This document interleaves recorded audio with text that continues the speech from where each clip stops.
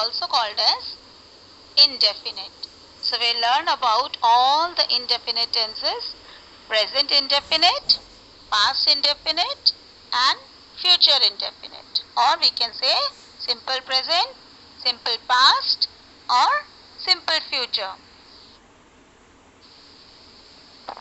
First of all, simple present tense, and we will learn about the structure, the uses of the simple present tense.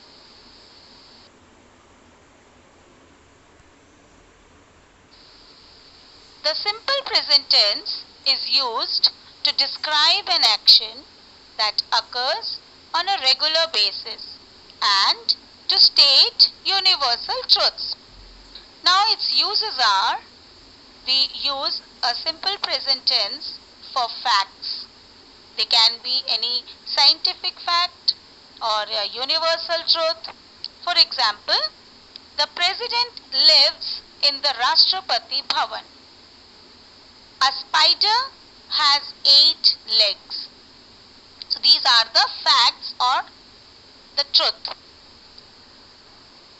For habits, Martha brushes her teeth 3 times a day. I get up at 8 a.m. on Sunday. So these are your habits or the daily routine. Now next uses for things that are generally true.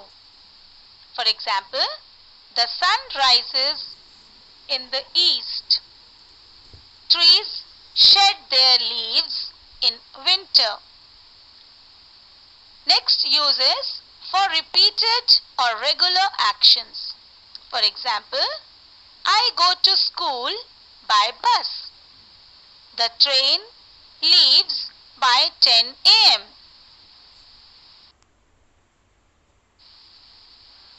Now let us see the structure of affirmative sentences.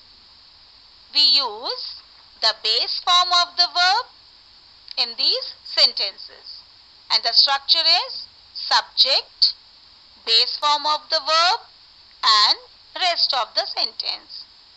For example, I like to play chess. I is subject here, like is the base form of main verb, and then rest of the sentence, that is predicate part, or we can say the object, to play chess. Second example, a mother loves her children. He plays football every Sunday. Now in these sentences you might have noticed that when there is a first person, that is I, we, or second person, we use the base form of verb, that is like. We saw the example first.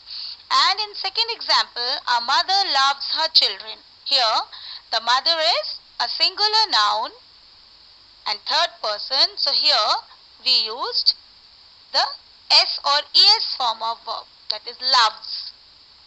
He plays football every Sunday. Here also he is the third person and is singular pronoun. So we used plays. Now in negative sentences, the structure is subject, then auxiliary verb, not, and main verb. For example, penguins do not fly. I do not like to play football. He does not play football. So in these sentences also note that if a subject is a singular noun, we use the auxiliary verb does, and when the first person and the second person, that is I, we, you, we use the plural noun, that is we use do.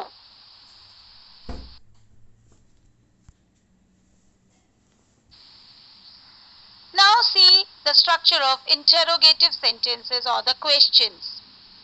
Now first we use the do or does form of verb, which is an auxiliary verb, then subject, and then base form of verb. For example, do you speak French? Does he play football? Do you need any help? So here we used first do or does and then subject and base form of verb. Same way with singular nouns we use does, and with plural nouns and first person and second person we use do. Next comes simple past tense. The simple past tense is used to describe an action that got over at a definite time in the past, and its uses are: it is used for an action that was completed in the past. For example, it rained yesterday. She met me last Sunday. To indicate past habits or past state. For example, I studied French when I was a kid. She was a doctor. So these are the past habits. To show duration in the past. She studied French for 2 years. Next use is to indicate an action that was completed at a specific time in the past. For example, she stayed at the beach when I was visiting the seaside. Now we'll see the structure of affirmative sentences in past tense. So here the structure is subject, past form of verb, or you can say second form of verb, and then rest of the sentence. For example, I saw a film yesterday. She arrived on time. They went to the beach. So here we use second form of verb. Now structure of negative sentences. Here subject, then auxiliary verb did, which is the past form of do, then not, and then main verb. For example, I did not see the film. He did not eat breakfast. Here the main verb is used in its base form in negative sentences with auxiliary verb. Now interrogative sentences, the structure is, now there are two kinds of interrogative sentences, for yes or no questions and for WH, or we can say the question word, the questions which begins with question word. So the first type is, the structure of first type is auxiliary verb, then subject and the main verb. Its examples are, did the cab arrive on time? Did Rahul go to Mumbai? Was she upset with Shruti? Now we'll see the second case when the question begins with WH or the question words.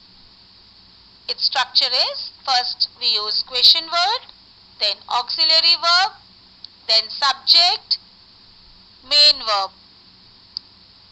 When did the cab arrive? Why did you lie? Where did you go there?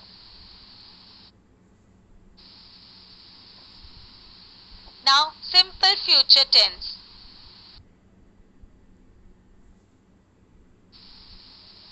Simple future tense is used to describe an action that will happen in the future, immediate or on-the-spot decisions, intentions, promises, predictions without evidence. To talk about actions that are not planned, the speaker decides to do the action at the time of speaking. For example, they will go to college. We shall win the match. Now, for the things which are factual and cannot be controlled. For example, the sun will rise at 6 a.m. Next is to indicate an instant decision. For example, I shall give you a precious gift. Let us see the structure. First, affirmative sentences. The structure is subject, shall or will, and base form of the verb. For example, I shall meet you at the mall. She will write a letter. They will help us clear the road. Now here, Shall is used with first persons, that is I and we, and will is used with the second and third person, that is you and all the third persons. Now for negative sentences, the structure is subject, will or shall, not, and base form of verb. For example, he will not arrive on time. They will not go to the beach. She will not attend the school tomorrow. And now, interrogative sentences, again there are two kinds. So, for the first kind, that is yes or no questions, we use the structure first will or shall, then subject, and then base form of verb.